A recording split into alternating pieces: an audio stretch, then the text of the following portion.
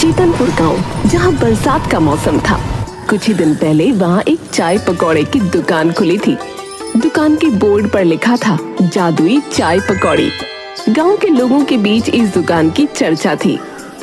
रामू काका, अरे आपने सुना हमारे गांव में एक चाय पकौड़े की दुकान खुली है। और पता है दुकानदार दावा करता है कि उसकी दुकान के चाय पकौड़े जादुई हैं। हाँ संतोष, सुना तो मैंने भी है भाई। तो फिर चले काका। हाँ हाँ चल। वैसे भी मौसम बड़ा अच्छा हो रहा है भाई। है देखो बादल गरज रहे हैं, चिड़िया चहक रही है। ऐसे मौसम में चाय पकौड़े मिल जाए तो भैया आहा मजा ही कुछ और है। चल चल चल। दोनों बातचीत करते हुए उस दुकान तक पहुंच जाते हैं। नमस्ते, आपका इस जादुई चाय पकौड़े वाले की दुकान में स्वागत है। आप मेरी कौन सी चाय पीना चाहेंगे? जादुई लाल चाय, जादुई मसाला चाय, जादुई मलाई चाय, जादुई कड़क चाय, जादुई अदरक वाली चाय? अरे बस बस भैया बस, आप पहले ये बताइए कि आपकी चाय जो है वो जादुई कैसे है भैया? कैसे हो गई जादुई ये? वो तो पीने के बाद ही पता चलेगा। दुकानदार दोनों के लिए चाय बनाने लगता है और साथ में पकौड़े तलने लगता है। इधर रामू काका संतोष से कहते हैं, संतोष, इसके चाय पकौड़े खाकर हम जो है कहीं दूसरी दुनिया में तो नहीं चले जाएंगे ना भैया? क्या पता काका, ये तो चाय पकौड़े खाने के बाद ही पता चलेगा। दुकानदार, जिसका नाम प्रेमचंद था, वो दोनों के लिए चाय पकौड़े परोस देता है, जिसे खाकर रामू काका और संतोष मस्त मौला हो जाते हैं। काका, लगता है हम दूसरी दुनिया में पहुंच गए। कैसे? पता नहीं, मुझे तो बड़ा मजा आ रहा है, नाचने का मन कर रहा है। आप मेरे लिए जो है गाना गाइए ना, गाइए। प्रेमचंद अपनी दुकान में बैठा इस दृश्य का आनंद ले रहा था। इधर रामू काका और संतोष नाच गान में लगे थे। हाँ हाँ जरूर। कौन सा गाना गाऊं? हाँ, मेरा फेवरेट। बंगला मोटर कार दिला दे, एक नहीं दो चार दिला दे, थोड़ी सी तो। कैसे कैसों को दिया है, ऐसे वैसों को दिया है, मुझको भी तो लिपट करा दे, थोड़ी सी तो लिपट करा दे।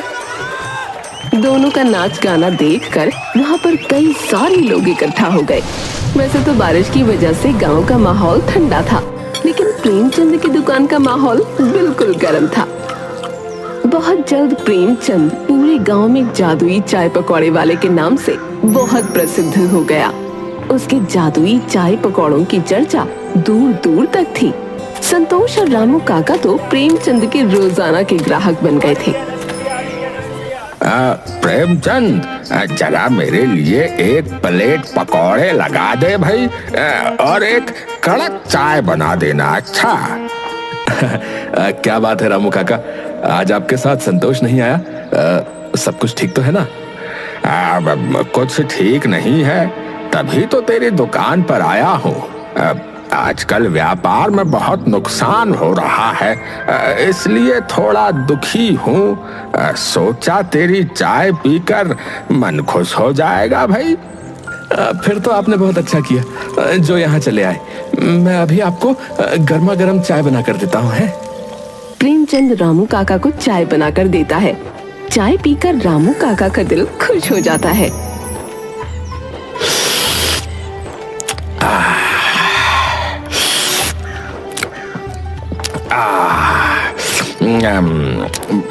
भाई प्रेमचंद, एक बात बता, आखिर तू चाय में जो है ऐसा क्या मिलाता है रे, जो तेरी चाय पीते ही सारी टेंशन खत्म हो जाती है और जो दिल है वो बिल्कुल खुश हो जाता है? कुछ खास नहीं रामू काका, बस आप सबका आशीर्वाद है।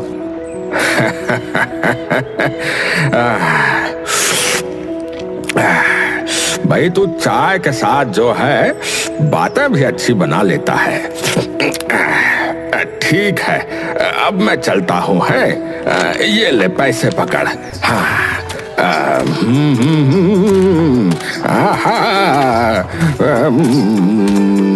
दिलो जान कुर्बान।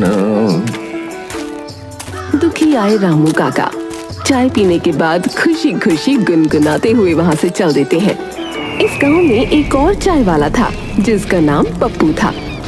प्रेमचंद के आने से पहले उसी की दुकान फेमस थी, लेकिन प्रेमचंद की जादुई दुकान खुलने के बाद पप्पू का धंधा तो ठप हो गया था।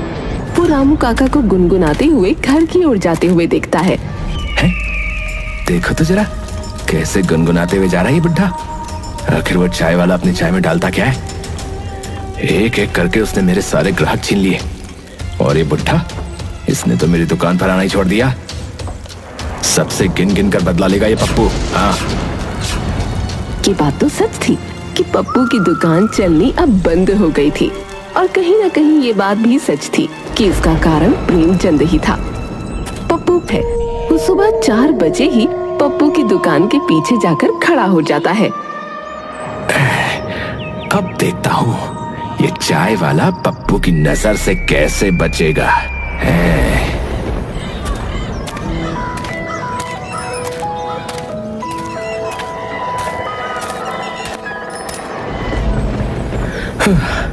अरे बाबा, आज तो बहुत देर हो गई। जल्दी से सारी तैयारी कर लेता हूँ। 1 घंटे में ग्राहक भी आने शुरू हो जाएंगे। अरे, लगता है मैं तो अपनी भांग की पोटली घर ही छोड़ आया। ओहो, है? क्या कहा इसने? भांग की पोटली? तो इसका मतलब ये चाय और पकौड़ों में भांग मिलाता है। मैंने तो खामखा इसको महान समझ लिया था। इस तरह तो महान मैं भी बन सकता हूँ। अब देख चाय वाले, पप्पू तेरी छुट्टी कैसे करता है। पप्पू खुश होता हुआ वहाँ से चला जाता है। प्रेमचंद जल्दी से अपने घर से भांग की पोटली ले आता है और चाय बनाने वाले दूध में भांग की बहुत कम मात्रा डाल देता है, और साथ में पकौड़े बनाने वाले बेसन में भी। अब इतना बहुत है। हाँ, अब जल्दी से सारी तैयारी कर लेता हूँ। अरे बिरजू, आज इतनी सुबह सुबह कैसे आना हुआ? अरे क्या कहूँ प्रेमचंद भाई, सुबह सुबह जो है पत्नी से झगड़ा हो गया। चप्पल खा ली मैंने, फिर कहने लगी कि चाय नहीं बनाऊंगी, तो मैं तेरी दुकान पर आ गया भैया। अच्छा, तो भाभी का मूड खराब है। एक काम करो, अपने साथ भाभी के लिए भी ये चाय पकौड़े ले जाओ। भाभी का मूड सुधर जाएगा, देखना। बात तो तुमने बिल्कुल सही कही है। एक काम करो यार, मेरा भी पैक ही कर दो। तुम्हारी भाभी के साथ ही नाश्ता करूंगा अब तो। प्रेमचंद बिरजू के लिए चाय और पकौड़े पैक कर देता है। बिरजू घर पहुंचता है तो उसकी पत्नी गुस्से में कहती है, आ गए? किसने कहा था वापस आने के लिए? जब तक तुम मेरे लिए बगल वाली विमला की तरह कानों के झुमके खरीद कर नहीं ला देते, तब तक इस घर में कदम रखने की कोई जरूरत नहीं है। अरे भगवान, अरे देखो तो सही तरीक। बाहर बारिश का मौसम हो रहा है, काली काली बदरिया छा रही है? पक्षी देखो कैसे हवा में उड़ रहे हैं। और मैं इसीलिए तुम्हारे लिए जो है ये चाय पकौड़े लाया हूँ। भूखे इंसान को गुस्सा जरा ज्यादा आता है ना। तो लो, पहले खा लो, खाने के बाद फिर तसल्ली से झगड़ा कर लेंगे। हैं? लो खाओ। बिरजू की पत्नी को उसकी बात सही लगी। वो दोनों आराम से चाय और नाश्ता करते हैं। थोड़ी देर बाद, जी एक बात कहूँ। मैं सांस लेती हूँ, तेरी खुशबू आती है, एक महका महका सा पैगाम लाती है। मेरे दिल की धड़कन भी दिल की धड़काती है।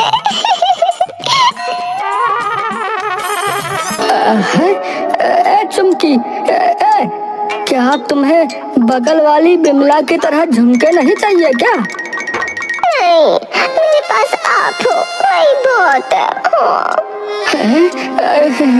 ये प्रेमचंद के चाय पकौड़े तो बहुत काम की चीज है भैया। बच गया इनकी वजह से आज। दूसरी तरफ पप्पू जो सुनकर गया था कि प्रेमचंद अपने चाय पकौड़ों में भांग डालता है, वो भी मार्केट से भांग खरीद कर ले आता है और अपने चाय बनाने वाले दूध में और पकौड़ों के बेसन में डाल देता है। मुझे लगता है कि इतना भांग कम होगा, इतने में तो किसी को कोई फर्क नहीं पड़ेगा। थोड़ा और डाल देता हूँ, थोड़ा और डाल ही देता हूँ, थोड़ा सा और डाल देता हूँ, थोड़ा सा और।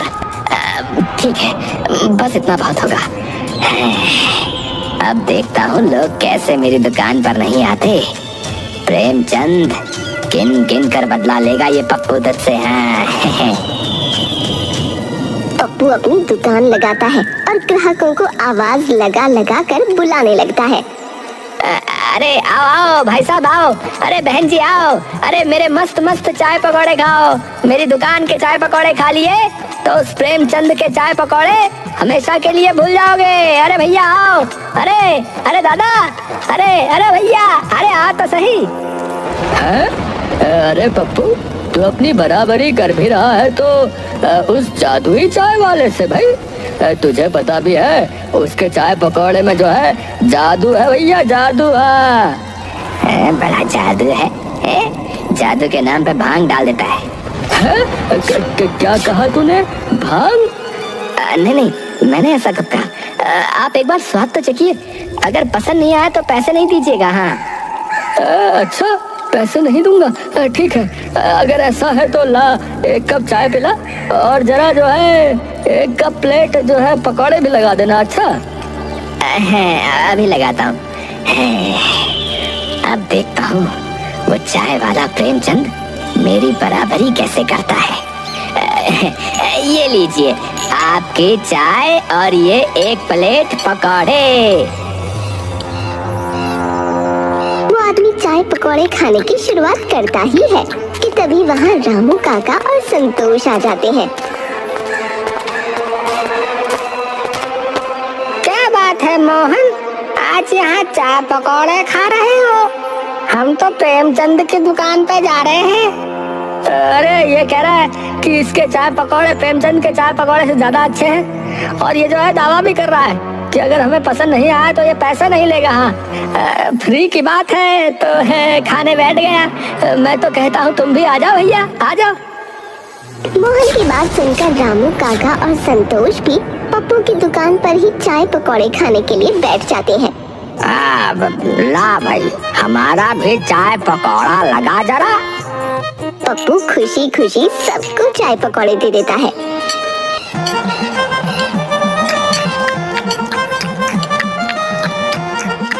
बातें करते करते वो तीनों सब खत्म कर देते हैं।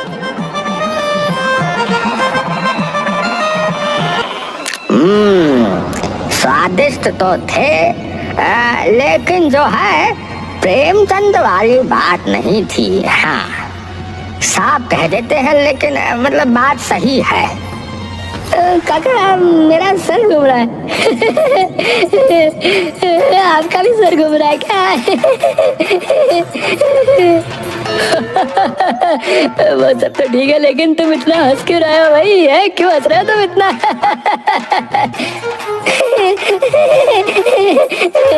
अरे हंस तो तुम भी रहे हो। अरे कितने जोर से हंस रहे हो तुम? अरे तुम दोनों को क्या हो गया है भाई? है? अरे तुम दोनों को देखकर जो है अरे मुझे भी हंसी आ रही है भैया। तीनों ठहाके लगा लगा कर हंसने लगते हैं। ये सब देखकर पप्पू थोड़ा घबरा जाता है। ये सब क्या हो रहा है? ये तीनों इतनी बुरी तरह से हंस क्यों रहे हैं? तुम तेरा यहाँ ड्रामे मत करो, बता रहा हूँ। मेरे पैसे दो और जाओ यहाँ से। हाँ क्या कहा तूने? पैसे? पैसे मांग रहे हैं रामू काका? पैसे? कैसे पैसे? अरे हमें तेरे चाय पकौड़े बिल्कुल अच्छे नहीं लगे। ऊपर ऊपर से तूने हमें पता नहीं क्या खिला दिया है। हमें इतनी हंसी क्यों आ रही है रामू काका? ए मोहनवा, काहे हंसी आ रही है रे? ए तू ही बता पप्पू, क्यों हंसी आ रही है हमको इतनी? बता ना। घबरा कर किसी तरह पप्पू तीनों को उनके घर छोड़कर आता है। संतोष की पत्नी कहती है, जी आप तो ठीक से खड़े भी नहीं हो पा रहे, क्या आप नशा करके आए हैं क्या? नहीं तो, बिल्कुल नहीं, बिल्कुल नहीं किया नशा। मैंने कोई नशा नहीं किया। वो तो हमने पप्पू की दुकान से चाय और पकौड़े खाए थे, कोई नशा नहीं किया। मैं तो गया ही नहीं ठेके पर। लेकिन आप रो क्यों रहे हैं? पता नहीं, बहुत रोना आ रहा है मुझे।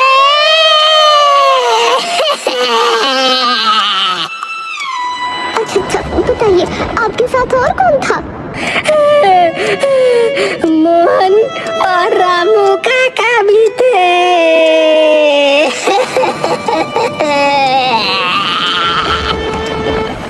संतोष की पत्नी बहुत चालाक औरत थी। वो मोहन और रामू काका के घर जाती है और उन दोनों की पत्नियों को भी इकट्ठा करके पप्पू की दुकान पर जाती है। अरे ओ पप्पू, बाहर निकल। तूने हम तीनों के पतियों को ऐसा क्या खिला दिया जो वो ठीक से खड़े भी ना हो पा रहे? तुझे तो हम छोड़ेंगे नहीं। तीनों अपनी चप्पलें निकाल के पप्पू की धुलाई करने लगती है। अरे बचाओ, अरे कोई मुझे बचाओ भाई, अरे कोई मुझे इस काली दुर्गा सरस्वती से बचाओ। पप्पू अपनी जान बचाकर भाग रहा था और वहीं वो तीनों पप्पू के पीछे पड़ी थी।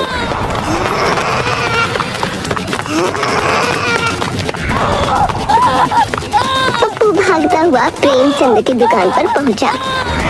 प्रेमचंद भाई मुझे इन तीनों औरतों से बचा लो। अरे लेकिन हुआ क्या ये तो बताओ। अरे जिंदा रहूंगा तो सब बता दूंगा, पहले मुझे इन तीनों औरतों से बचा लो भैया। अरे रुकिए, आप तीनों इतने गुस्से में क्यों हैं? पप्पू का बच्चा कहाँ है? उसने हमारे पतियों को पता नहीं चाय पकौड़े में क्या मिलाकर खिला दिया है।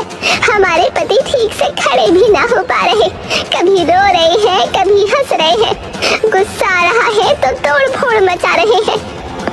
शांत हो जाइए, मैं उनको समझा दूंगा। मैं देखता हूँ आखिर बात क्या है। अपना दिमाग जो है ठंडा करके वापस घर लौट जाइए, ठीक है? कल सुबह तक रामू काका, मोहन और संतोष जो है वो तीनों ठीक हो जाएंगे, ठीक है? अच्छा। प्रेमचंद उन तीनों औरतों को शांत करता है, फिर उनके जाने के बाद पप्पू से कहता है, अरे पप्पू सच बताओ, आखिर तुमने चाय में ऐसा क्या मिला दिया? अरे वही जो तुम मिलाते हो यार, भांग। तुम्हें किसने बताया? अरे मैंने उस दिन सुबह तुम्हारी बातें सुन ली थी, जब तुम सुबह भांग की बोतलें लेना घर से भूल गए थे, तो उसी दिन की बात है। अच्छा, तो तुमने मेरी नकल की। अरे तुम्हें पता भी है मैं ऐसा क्यों करता हूँ? है पता भी है तुम्हें? मैं साधारण तरीके से चाय और पकौड़े की टपरी अपने गांव में लगाया करता था यार, लेकिन मुझ पर चोरी का इल्जाम लगाकर गांव वालों ने मुझे गांव से निकाल दिया। मेरा विश्वास कीजिए, मैं चोर नहीं हूँ, मेरा विश्वास कीजिए। मुखिया जी आप तो समझिए, मैं ईमानदारी से अपना काम करता हूँ। अरे सारे गांव वाले क्या झूठ बोल रहे हैं फिर? है मैं कहता हूँ मेरे गांव से निकल जा, अभी क्या अभी। लेकिन मुखिया जी इस बरसात के मौसम में देखिए ना, मैं अपने परिवार को लेकर कहाँ जाऊँगा? पापा अब हम कहाँ जाएंगे? अब आप अपनी दुकान कहाँ खोलेंगे? क्या अब हम सब भूखे मर जाएंगे पापा? बेटी की बात सुनकर प्रेमचंद की आंखों में आंसू आ जाते हैं, पर वो अपने आंसू छुपाते हुए अपनी बच्ची से कहता है, नहीं मेरी बच्ची, ऐसा कुछ नहीं होगा। तेरे पिता बहुत मेहनत करेंगे बिटिया, और किसी चीज की कोई कमी नहीं होने देंगे। बरसात के मौसम में मेरा परिवार बेघर हो गया था, पूरी रात मेरे परिवार ने जंगल में बिताई थी। मैं आज भी वो रात याद नहीं करना चाहता। बहुत मुश्किल की घड़ी थी वो मेरे परिवार के लिए। सुबह में जब अपने परिवार के लिए खाने की तलाश में निकला था, तो मुझे वहां पर एक बाबा मिले। बाबा बाबा मेरा परिवार रोड पर आ गया है बाबा। मुझे उस गलती की सजा मिल रही है जो गलती मैंने की नहीं बाबा। मेरी मदद कीजिए बाबा जी। बेटा, मैं तेरी समस्या को समझ सकता हूँ, परंतु मैं कोई भगवान नहीं हूँ जो कोई चमत्कार कर दूं। हाँ, परंतु मैं तुझे एक भभूति देता हूँ।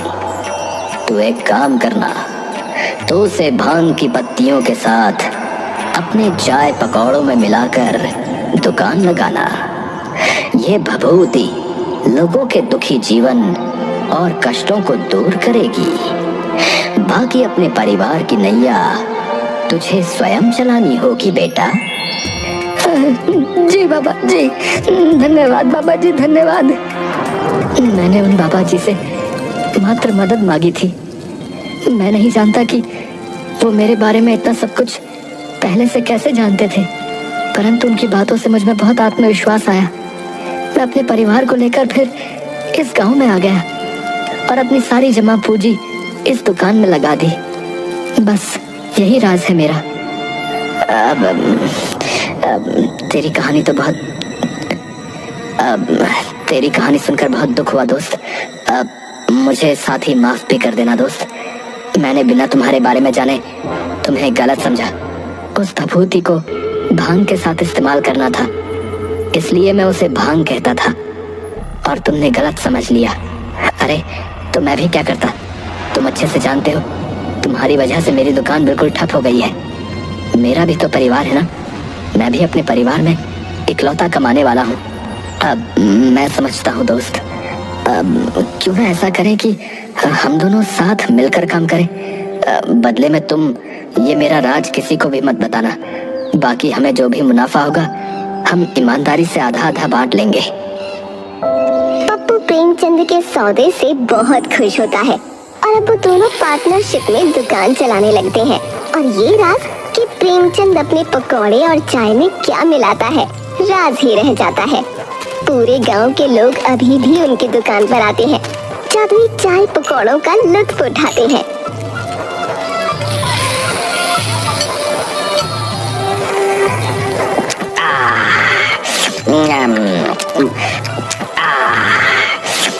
और हंसते मुस्कुराते गुनगुनाते हुए घर चले जाते हैं।